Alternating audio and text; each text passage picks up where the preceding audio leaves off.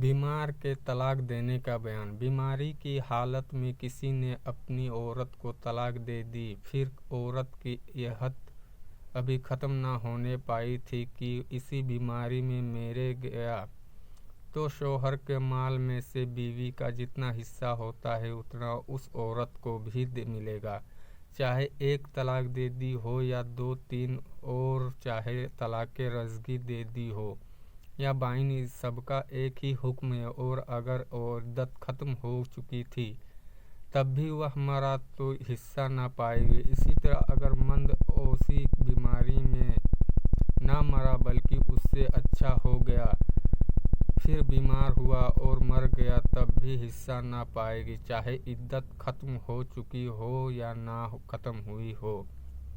औरत ने तलाक मांगी थी इसलिए मर्द ने तलाक दे दी, तब भी औरत हिस्सा पाने की हकदार नहीं, चाहे इद्दत के अंदर मरे या इद्दत के बाद। दोनों का एक हुक्म है। हाँ, अगर तलाक रज़मी दी हो और इद्दत के अंदर मरे तो हिस्सा पाएगी। बीमारी की हालत में औरत से कहा, अगर तू घर से बाहर जाए तो मुझको बाइन तलाक है। फिर भीरत घर से बाहर गई और तलाक बाइन पड़ गई तो इस सूरत में हिस्सा ना पाएगी कि ऐसा काम खुद क्यों किया जिससे तलाक पड़ी। और अगर यूं कहा, अगर तू खाना खाए तो तुझको तलाक बाइन है।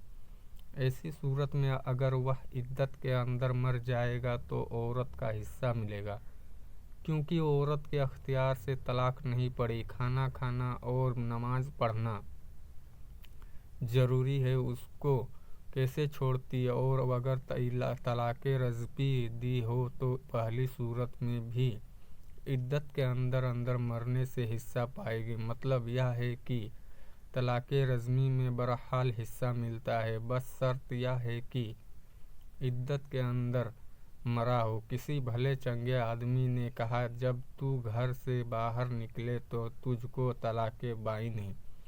फिर जिस वक्त वह घर से बाहर निकली उस वक्त वह बीमारी था और इसी बीमारी में इद्दत के अंदर मर गया, तब भी हिस्सा ना पाएगी। तंदुरुस्ती के ज़माने में कहा, जब तेरा बाप परदेश से आए तो तुझको बाइन तलाक। जब वह परदेश से आया उस वक्त मर्द बीमार था और उसी बीमारी में वह मर गया तो हिस्सा ना पाएगी। और अगर बीमारी की हालत में यह कहा हो और मर गया तो हिस्सा पाएगी।